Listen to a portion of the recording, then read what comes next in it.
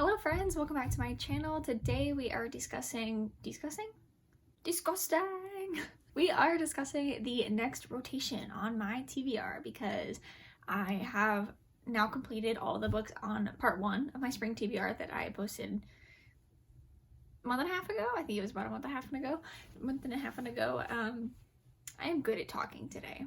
Very, very good at it, actually. Anyway, so I took another spin at looking at my bookshelf and picking out books that I am very, very excited to read right now. I'm trying to make a YouTube video right now. Ruin your video. It's not ruined, it's just long now. Oh, am I a part of it? Well, I don't know if I'll include this. I'm sure I'll cut it out. Hi, everybody.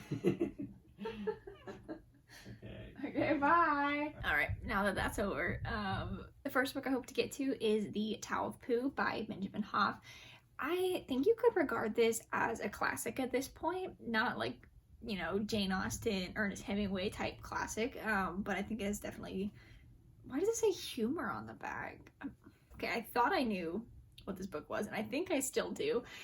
This book is basically just Winnie the Pooh teaching you about Taoism, which sounds like the best way to learn about it, in my opinion. There's even little Winnie the Pooh illustrations throughout, and yeah, I've just been meaning to learn a little bit more about Taoism for a while now. My dad has highly recommended this to me, as well as some other YouTubers that I watch. I know that they also really enjoyed this, so I have high hopes for this one, and it's just adorable, so very excited. On a very, very different note, I also hope to get to From Blood and Ash by Jennifer Armentrout next soon. I am very, very excited to read this one for a multitude of reasons. Number one, it is very, very popular, but it also seems to be polarizing. Some people think that it's hot garbage, and then other people are really into it and find it very, very entertaining. It definitely has been recommended a lot. It even says on the back for fans of Sarah J. Maas, so I'm ready for my turn at this particular fairy smut, and I hope it can measure up to my standards of fairy smut. But I'm also really interested to read this because I was absolutely of the camp of people that consistently was obsessed with the Lux series by Jennifer Armentrout when I was in middle school. Me and my friends, we were really, really into that alien stuff, and that series, it was it. I remember, I think the main character's name was Damon, and Damon was like the pinnacle of like attractiveness to us at our middle school. Just anyways, we shall see how Miss Armentrout has transitioned into adult romance, and I'm excited to find out, even though it's a chog. It really is. Next, I hope to read The Knife of Never Letting Go by Patrick Ness. I have owned this book for such a long time. I think I bought it when I was like 14 or 15. The cover is so cool. It's also a bit of a chunky book, but the font makes up for it. It's not intimidating, so that's good. I believe this is a dystopian novel about this town called Prentice Town, where there is constantly noise. Your own mind is never a sanctuary because it's being flooded with noise all the time. The main character, Todd, basically stumbles upon a random spot in his world where there's quiet, which is not supposed to happen. Dun dun dun!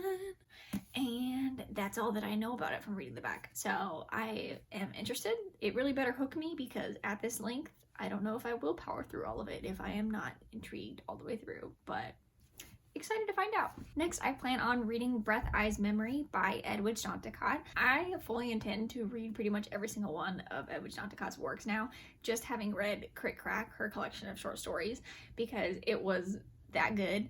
And I wrote like a 12-page research paper on Edwidge Danticat and her representation of Haitian women in fiction just from reading that short story collection. So I feel like kind of like a fake fan at this point because I love that one so much and I still haven't read anything else by her.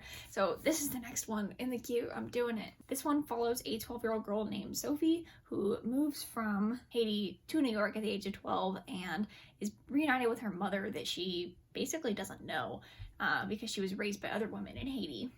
And it seems as though she kind of goes back and forth. I'm not sure if this like takes place over the course of her life or what, but very pumped to find out. This, I'm sure, will be just as beautifully written as the last, but we shall see. Next, I'm going to read The Darkest Part of the Forest by Holly Black. I've actually started this book before. I think I've read like the first chapter or two and I was enjoying it. I just stopped reading. I think I was just too busy with school at that point to actually read for fun. And so I started this so hopefully, you know, so optimistically, and then I just literally stopped reading it accidentally. But I do remember after starting this book realizing that it's not exactly what I thought. I thought it was mainly like magical realism, but like very much emphasis on the magical part. But when I started it, it kind of read initially like a contemporary book. Like the first chapter or two, I remember them going to like a party in the woods, which like in the woods part is kind of fantasy-ish, but like it's just, you know, normal life. So, but this book follows a girl named Hazel and her brother Ben, and they live in this town called Fairfold. And in this town, there is this horned boy locked in a glass coffin in the middle of the forest, and it is very mysterious. And one day, the horned boy actually wakes up, and that's also all I know from this book from the back. But I like that it's mysterious, and I have no idea where that's gonna go. But I hope this delivers on mystical, magical, woodsy vibes, and we shall see again. Next, I'm gonna read 1,000 Mornings by Mary Oliver. Mary Oliver has a lot of poetry collections by now, and I keep talking about her like as if I have read her poetry to other people because I'm that excited to read it, and I feel like I'm gonna love it because she mainly writes nature poetry from what I've heard about her, and that tends to be my favorite type of poetry. Like, I already own 2 collections by Mary Oliver, and I have yet to read one. So it is finally time, because I have resisted buying more poetry collections by her, even though I don't even know if I like her stuff yet. So, do I have problems? Yes. Will they be fixed? Never. But I am helping myself by actually reading this book soon and figuring out if I do like her, and will I continue to buy more books that who knows when I will read by her. But look at how pretty this cover is, and it feels all velvety. I am obsessed with most of the covers for her poetry collections and her like essay collections too. Too good. And you already knew that a rom-com had to be on this list because obviously. So next I want to read Get Alive Chloe Brown by Talia Hibbert.